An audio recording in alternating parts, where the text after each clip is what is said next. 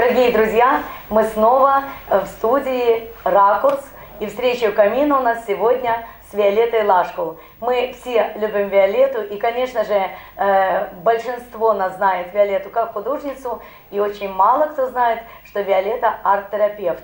Но я вам скажу такую вещь. Многогранность личности не ограничивается этими двумя направлениями. Виолетта потрясающий мастер декоративно-прикладного искусства.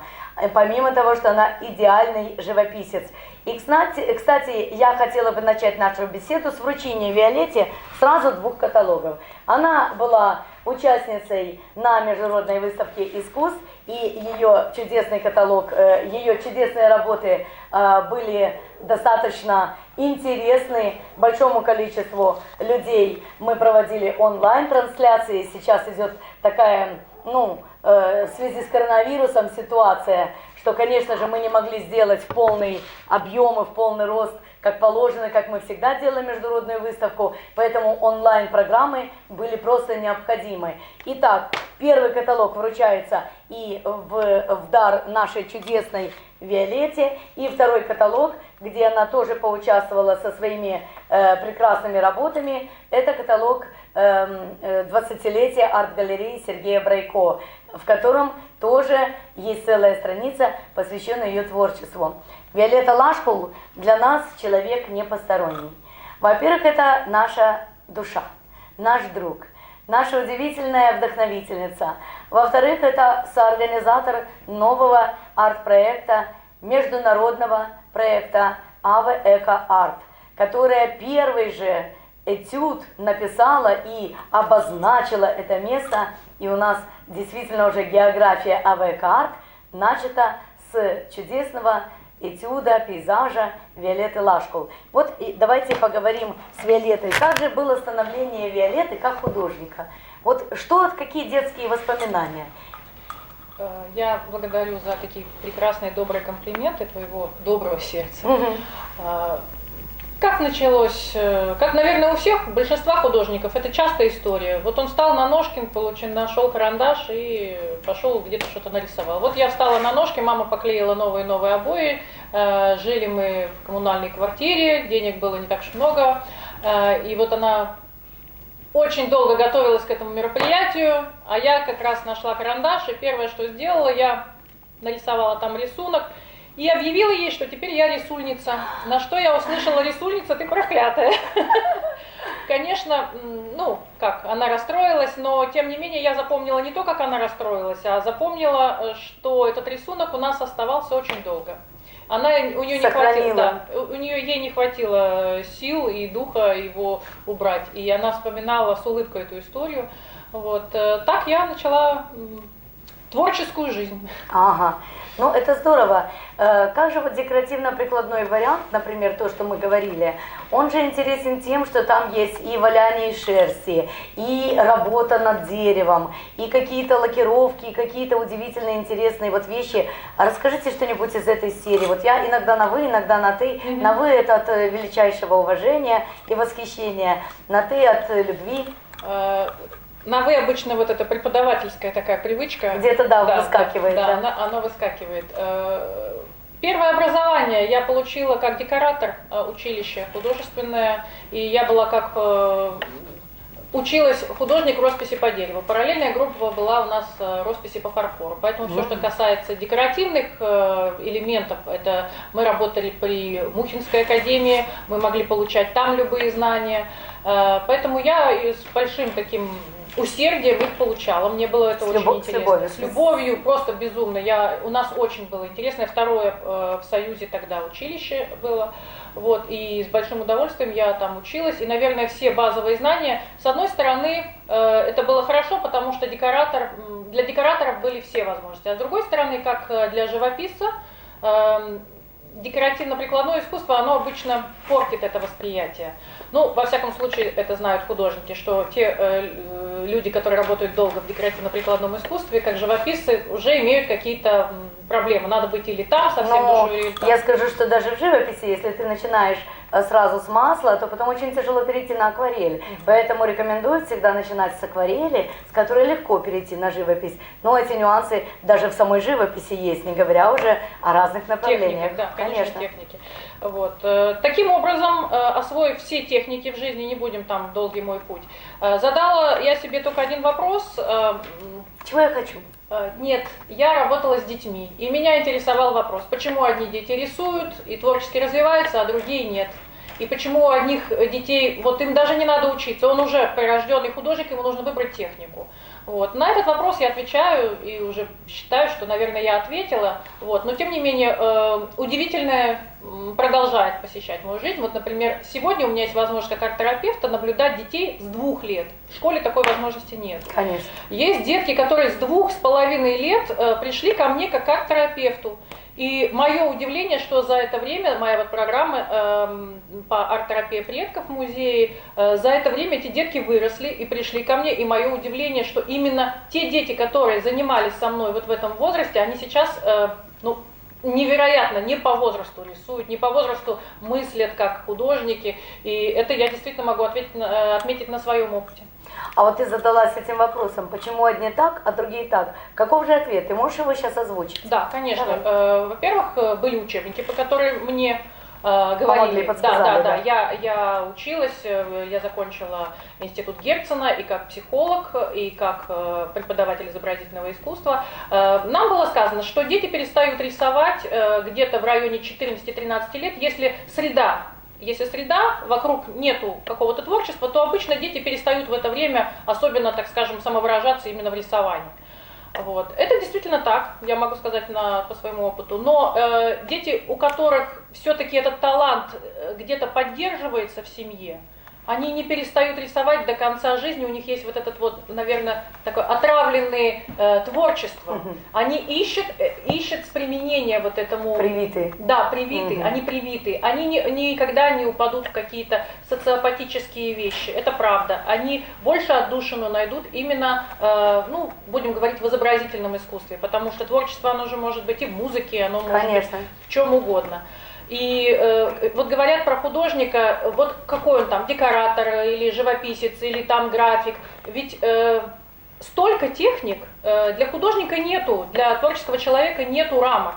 Техники, вот просто овладение техниками. Вот мы ходим на мастер-классы, может любой человек с начальным образованием художника, с начальным образованием, пройдя какие-то маленькие мастер-классы, может найти себя в любой области, начиная там от литья, от инкрустации дерева, скульптуры. Это не важно, чем ты будешь заниматься. Это всего-навсего инструмент. Техника — это всего-навсего инструмент, чем ты сможешь сказать свое слово. Будем говорить там громко в искусстве, но тем не менее, вот это наболевшее желание высказаться в жизни, это, наверное, все, что у нас есть. Что мы еще можем? Можем себя как-то проявить, да? Сделать только что-то, что не было до нас. Я скажу, что миссия каждого художника, высшая миссия, это сделать этот мир красивым и лучшим, и чище. И чтобы он был действительно настолько ярок и красочен, чтобы это видели те, кто этого еще не увидел. Поэтому вот это вот стремление к разным техникам, смешение техник сейчас, кстати, стало как никогда более ярко и более часто встречаться. И молодежь пробует себя смешанными техниками. Иногда смотришь произведения, а там и абстракции, и реализм, и сюрреализм, все в одном таком невероятном компоненте произведения, которое, конечно же, может быть, и не останется в искусстве, но которое останется в творчестве.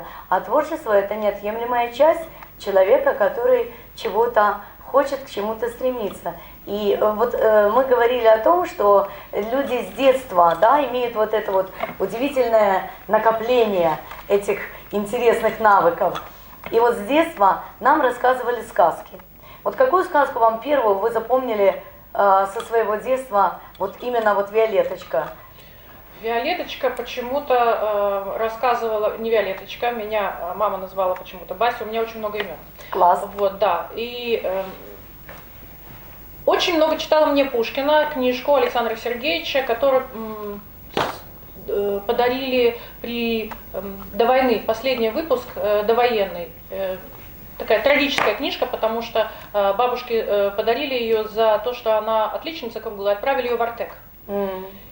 И она в 41 году летом отправилась в Артек, и домой она уже не вернулась. Вернулась уже позже, когда дома никого не было. Получается, это был блокадный город. Эта книжка пролежала все это время. Вот. И в детстве мне читали. И вот там почему-то вот о мертвой царевне и семи богатырях читала мама мне. И вдруг я ее полностью пересказала. Я ее запомнила. Да, вот это было удивление, как бы она удивилась, потому что маленький ребенок легко совершенно прочитал эту сказку. Да. Я не могу сказать, что эта сказка на меня произвела какое-то впечатление, но, наверное, это единственная сказка, которую я знаю наизусть. Вот. А впечатление? Которая по жизни, вот вдруг удивилась, и эта сказка осталась в памяти, вот очень понравилась. Ну, наверное, это такая странная сказка. Я прочитала ее в учебнике для 6 класса про девочку, которая появилась в мыльном пузыре. Мальчик ее выдувал. И вдруг увидела девочку в этом мыльном пузыре. Меня поразило вот этот сюар. Вот, много измерения миров. И как он разговаривал с этой девочкой, что-то вот это. Причем меня поразило и другое. Меня поразило, я тоже не знала. Как взрослого интересно. Человека меня удивило, что эта сказка была для детей 6 класса. То есть я... Но мыльный пузырь, по идее, должен лопнуть когда-то. Да. И вот что же произошло с девочкой? Она ничего не произошло. Они говорили только о том, что должен лопнуть этот мыльный пузырь. Вот это маленькая сказка на 2 листика. Смотрите, сколько в ней глубины. Кошмар, ведь да. это состояние, когда есть единение душ, и это единение может закончиться в любой момент, трагизмом этого лопающего шара. Да. Ну я подумала, как это надо может ценить каждый миг. Как может понять это ребенок 6 лет? Как можно было такую сказку написать? Кстати, этот же вопрос у меня очень часто возникает, когда я сейчас уже взрослая перечитываю сказки Толстого. Я совершенно другие сказки, абсолютно совершенно другое восприятие тех сказок, знакомых и рассказов, которые было в детстве. Конечно, например, вот эта девочка, мальчик, которому сливы не разрешали кушать, да, вот эти детские сказки называются Льва Толстого, да, или, я поражена была, думаю, боже, бедный ребенок, он съел сливу, и вокруг такая прямо целая история, чтобы вывести его на чистую воду, а мы росли на этих сказках. Да, и, кстати, вот это вот странное восприятие сказочности жизни очень часто есть в ваших картинах. Они сказочные. И в Золотом фонде арт-галереи «Ракурс» есть удивительная ваша питерская картина с Пьеро, да, с удивительной фигуркой и в окружении волшебных цветов, бабочек, невероятного вот всего сказочного такого антуража. Как она создавалась? Она создавалась как кукла. У меня в тот момент я занималась куклотерапией, и у меня очень много работ, именно как арт-терапевта. Я создала много кукол. Скоро будет моя выставка, и там они будут представлены, потому что все, что не расскажет ребенок вам, он расскажет кукле. Все, что не расскажет человек, он легче расскажет той первой кукле, которая будет напоминать ему первую куклу. Он сможет поделиться и открыться. Вот. И эта работа, там вот этот Пьеро, этот грустный персонаж, он на золотых ниточках спущен сверху. Я когда рисовала, я думала о том, что судьба или кто-то за нас решает, где мы оказываемся, как мы себя ведем, или все-таки мы в состоянии обрезать эти золотые ниточки и принимать решения сами. Вот поэтому она такая однотонная, и там единственные такие золотистые эти нитки, это единственное, чтобы можно было прочесть какую-то там философскую мысль. Вот. Отношение людей к тем первым лицам, образам, которые приходят, да, к нам в детстве, во многом потом отражается и дальше в жизни. Кстати, у меня висел ковер над стеной, над кроватью, на стене висел ковер. Этот ковер до сих пор у меня сейчас вот есть. И я в этом ковре видела удивительные картины. Я в этом ковре видела такие мордахи, такие выражения лиц, невероятные какие-то в этих узорах были вот вообще сюжеты. И я их разглядывала, рассматривала, у меня рождалась сказка. Поэтому, слушая сейчас Виолетту о ее картине, а картина эта действительно сказочная, очень интересная, я хотела бы, конечно, только заметить, что когда-то, вот у меня аналогия этой картины в памяти с Аей Перфилевой была такая, я не знаю, может быть, она и сейчас работает, просто наши пути как-то разошлись, я не знаю сейчас, на каких площадках работает Ая Перфилева, но у нее был такой перформанс театра одного актера, и она там была в роли вот этого Пьеро. И однажды, когда меня пригласили на подведение итогов года, это было, кажется, в баделановские времена, подведение итогов года делали на территории морвокзала внизу. Уже был этот зал на морском вокзале. И как раз спортсмены, там, кого собирали, они все с удовольствием поедали все, что на столиках. А в это время на сцене, я вообще, если честно, глубокий противник того, чтобы соединять пожирание пищи с созерцанием высокого искусства. Для меня всегда невероятную сложность и одно, и другое совместить. То есть что-то хочется съесть или проглотить, или хочешь пить, но человек поет, и неловко взять стакан, и неловко даже глотнуть, чтобы вдруг не изменить какое-то звучание в пространстве. Ну и вместе с тем слышишь, как тарабанят там тарелки, вилки, разговоры. Неимоверное неуважение к высокому искусству. И вот когда Ая Перфилева в этом своем наряде Пьеро, с этими нитями, у нее как раз была такой перформанс человека, который в этот мир пришел, но вдруг поверил, что он отдельно, что он личность, и что он все может, и что эти нити ни при чем, он сам находит выход. И когда он разбивает стекло, нити рвутся, и он падает. Потому что оказалось, что он все-таки кукла. Вот такой удивительный перформанс. Это была ее авторская разработка, и тоже глубочайшая. И когда я увидела ваше полотно, у меня мурашки по коже были от удивительного такого совпадения. Там вот эти ниточки, еще хотела добавить, это связи, и часто это связи с родителями, и иногда какие-то предписания наших родителей, я не говорю в негативном плане, потому что всем своим детям мы желаем только добра, они слишком долго связывают, и вроде как они золотые и правильные, а вроде ты сам не сделал выбор. Вот вопрос. Я хотела задать этой работой вопрос, стоит ли от них избавляться, стоит ли что-то делать. Поэтому они вроде как золотые, но вроде как держат этого. Очень философский вопрос, кстати, да? Очень философский, очень глубокий вопрос и достаточно драматичный, потому что не всегда мы можем порвать нити, а иногда, когда люди рвут нити, те, которые не нужно рвать, они теряют главное. И вот так падают, как эта кукла Пьеро. Да. То есть это внутреннее падение, духовное падение, которого допустить никак нельзя.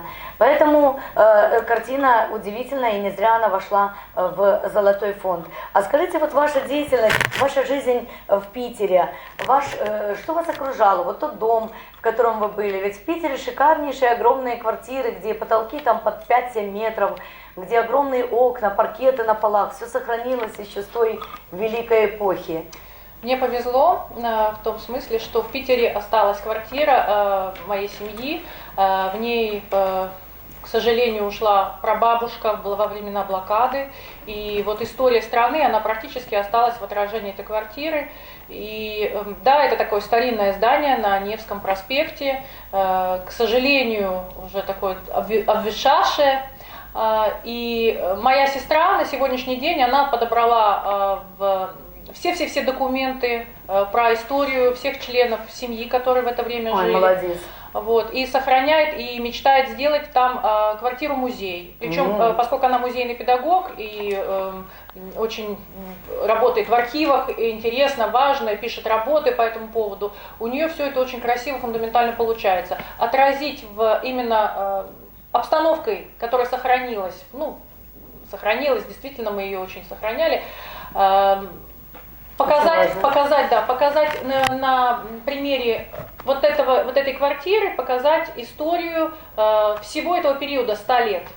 И показать допустим, несложно показать, если люди были какими-то знаменитыми, там имели какие-то, не знаю, там художники, какие-то аристократы. А вот обыкновенная, простая питерская семья, которые, в принципе, это люди, которые делают нашу жизнь, да, это кто-то проектировал первые троллейбусные линии после из войны. вашей семьи? Да. Кто-то был духовно, изначально получил квартиру как представитель духовенства, профессор преподавал в Александр-Невской лавре, это прапрадед. Вот, и... Так с него все и начинается в этой квартире. Да, там несколько семей, они потом переженились, получается так, что, потом получается, что эти люди нашли друг друга после войны, вот объединились, то есть это разные семьи. Вот. И все и документы, и все их какие-то очень важные вещи, они сохранились у нас, и она мечтает сделать именно вот такой вот музей. И у нее хорошо получается. Вначале это была такая утопия, а сейчас я смотрю, это действительно очень интересная идея, потому что на это откликается очень много людей, и они интересуются. Так вот, мечта, которую ты очень хочешь, она обязательно сбудется. И честь и хвала вашей сестре, что ее мечта реально была настолько сильна, что она смогла все-таки воплотить ее в жизнь. И, конечно же, мечта сбудется обязательно. И мне был интересен тот момент, вот, например, помните, как профессор Преображенский, да. Вот этот весь период, когда делили квартиры. Угу. Вот я сейчас на Преображенской, например, живу в той квартире, которая принадлежала владелице всего этого маленького райончика. Вот двухэтажные флигелечки, в которых жил рабочий люд, вот каким образом и в какой составляющей они были, или они были ее крепостными, или это были работники, которых она, в общем-то, трудоустраивала. Это неизвестно, эта история уже умалчивает. Но когда мы въехали в эту квартиру, нам по секрету сказали, что здесь жила хозяйка этого района. И, конечно же, поэтому мы поняли, почему испещрены стены, буквально стены были как после бомбежки внутри, искали клад. Но в советское время, когда люди выживали, имеющие такие огромные, скажем, площади, их как это урезали, да? И я даже вижу по стенам, что у меня падуга, например, так вот идет с одной стороны, а потом она уходит за стенку к соседу. То есть нет той стороны, которая, то есть уже урезанная квартира, когда-то была одной, теперь уже стала кусочками. Наверное, также и в Питере. Да, абсолютно такая же история. Я думаю, что она повторяется в каждой семье определенного периода. Но по поводу клада, мой прапрадед действительно решил собрать деньги, когда их урезали, да, он собрал все деньги, поменял на серебряные кирпичи и положил эту кладку в квартире. Каким образом об этом узнали, как бы история умалчивает, но то, что он сошел с ума, когда ее нашли.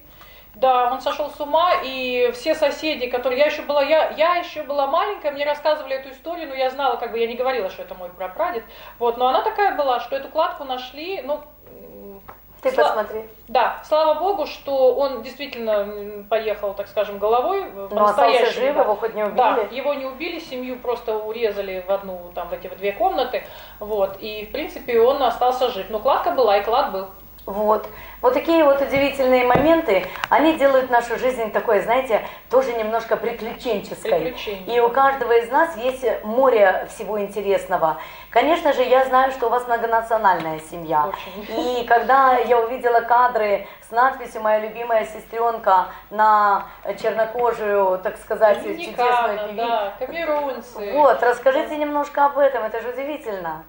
Моя тетя, родная сестра мамы, она уехала в свое время во Францию, где встретила и полюбила темнокожего. Для Франции это ничего в этом такого удивительного нету, потому что сейчас это многонациональный город, Париж особенно, да. Вот. И уехала в Камерун и жила там 15 лет, у нее детки, и эти детки, мои двоюродные братья и сестры, очень талантливые люди, невероятно талантливые. Вы встречаетесь иногда? Мы, как только есть возможность, встречаемся. В прошлом году я ездила к семье своей, моя сестра, она актриса. Они приезжали сюда? Приезжали несколько лет назад, сейчас из-за карантина, приезжали, и мы всегда рады друг другу, и несмотря на то, что мы рассыпаны по всей, наверное, Европе, так получилось. И танцуют, и поют, и занимаются театром. Невероятно яркие, интересные люди. Мне бы очень хотелось, чтобы они поучаствовали в нашем Гриновском фестивале «Алые паруса». Как только кончится карантин, личное приглашение от Риты Колобовой, передайте им в их далекую Камерунию. Они не в Камеруне, они в Париже. В Камеруне мы выросли, Париж, когда были хорошо. маленькие. Ах, Париж. Кто из нас не мечтает побывать в Париже? Ну, я вам Клип, скажу. вот этот клип, который я у тебя снимала, Да-да-да. первый клип, который мы сделали, я пыталась сделать комплимент и свой взгляд для Одессы, поскольку она это действительно маленький Париж. И у меня была уникальная тогда возможность, я ей воспользовалась, я поехала в гости к своим родным и сделала вот эту перекличку. И первые кадры мы снимали здесь. Ты любезно позвала. С любовью, с радостью. Да, и это был первый мой опыт, и фантазия такая была. И в итоге... А вот сейчас как раз звучит та музыка, которая с телефона, мы его не выключили случайно, но тем не менее это клип, который создан на слова Сергея Брайко. И как раз Виолетта была инициатором создания этого клипа. Для нас Сергей Никиченко – это наш бог, наш друг, наш самый любимый человек.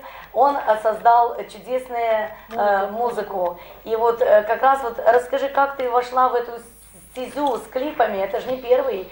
Первый был вот тут у нас у камина перекличка с Парижем. Да. Это очень, действительно потрясающая история. Вот кому начнешь рассказывать, не поверит. Это можно снимать кино. Вот просто человек, который занимается совершенно, это никак не сталкивалось, это никак не перекликалось с моей жизнью. Вот. Инициатор, конечно, вообще заняться этим, это был Владимир Коктамышев.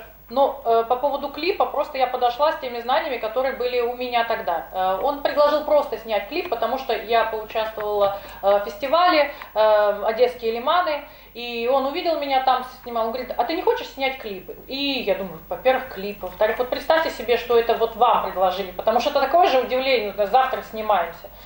И пение, в принципе. Но у меня возникла мысль такая, что поскольку я веду арт-терапию в музее истории Одессы, поскольку у меня возможность, Одесса, ее строили французы, сделать перекличку, вот это все таким замесом было. И дальше, когда я познакомилась с Ритой, я увидела эту невероятную творческую обстановку. Ее нету, поверьте мне, такой обстановки нету нигде. Я очень много чего видела, да. И я звоню, я, главное, не рискнула даже ей предложить. Я позвонила Сереже Брайко, я говорю: Сережа, а мы можем снять, вот это будет... Он говорит: да, конечно, приходите. Так настолько хлебосольно, по-доброму она нас встретила, села, с восторгом маленькой девочкой смотрела, как я думаю: боже, что мы будем снимать? Я никогда этого всего не делала. Но вот поддержка друзей и поддержка вот такая... Даже, первый раз, была бы я какой-нибудь знаменитый, там, я не знаю, была бы я опытным каким-то писателем, музыкантом, а тут совершенно, вот хочешь, на, пожалуйста, вот тебе снимай, вот тебе тут камин, вот, давай, работай, творчески воплощайся. Я, конечно, вот на таком доверии, и мы сняли здесь, отсняли целых две сцены, которые потом пошли и в один клип, и в другой клип пошли, и во французский клип пошли. И вот эта перекличка была... Она была именно творческая перекличка Париж-Одесса. Что объединяет? Культура людей, которые закладывали изначально здесь город, французы, европейская культура. Никакая нету здесь другой культуры. Здесь она давно уже есть. Ее не надо здесь вот вспоминать. Она здесь, ее французы строили, итальянцы строили. Поляки, да, конечно. Смесь, огромная национальность. Все самое лучшее сюда принесли люди для того, чтобы здесь жить. Не для того, чтобы здесь зарабатывать деньги, для того, чтобы здесь жить. И не нужно далеко ходить. Вон, историко-краеведческий музей. Люди приходят, и там вон списки еще с 800-х годов, какие великолепные планы, как тут собирались жить интересно, творческие, интересные люди. И я хотела сделать вот этот мостик во Францию. И у меня, вдруг все возможности пошли из-под рук. Открывались. Вова Коктамышев со мной на прямом телефоне, Париж, он говорит: боже, он говорил мне, что там снимать, и я снимала, а потом мы складывали. И каждый совершенно никакие оплаты, ничего, каждый настолько вдохновился этой идеей, потому что Одессу одесситы любят, чувствуют, и никогда тебе ни в чем не откажут, если ты хочешь что-то здесь сделать, даже пускай ты какой-то, не знаю, с детским таким азартом, может быть, ты неопытный, но никто тебе никогда не откажет. Здесь вот в этом отношении, конечно, она... И, естественно, Рита предложила все возможности, и мы снимали отсюда. Мы снимали первые наши клипы, вышли отсюда. Брайко, Сережа, посмотрев на это все, сказал: слушайте, а вот еще вот такая вот есть, и давай, вот его история, вот «Курсантская лестница», и родилась еще песня. Причем он мне позвонил по телефону, я ехала на Котовский, он говорит: напиши музыку. какая музыка? Думаю, я так сразу просто переслала Никищенко, Сережа. Потому что уже был опыт, уже были дальние мельницы. Были. Я переслала сразу, и я не верила. И для меня вот до сих пор это такое, ну я не знаю, это действительно чудо. Когда с ничего, вот ничего нету, пустой лист. Как рисовать с пустого листа? Я знаю. То есть я могу с кем угодно сесть, что угодно нарисовать.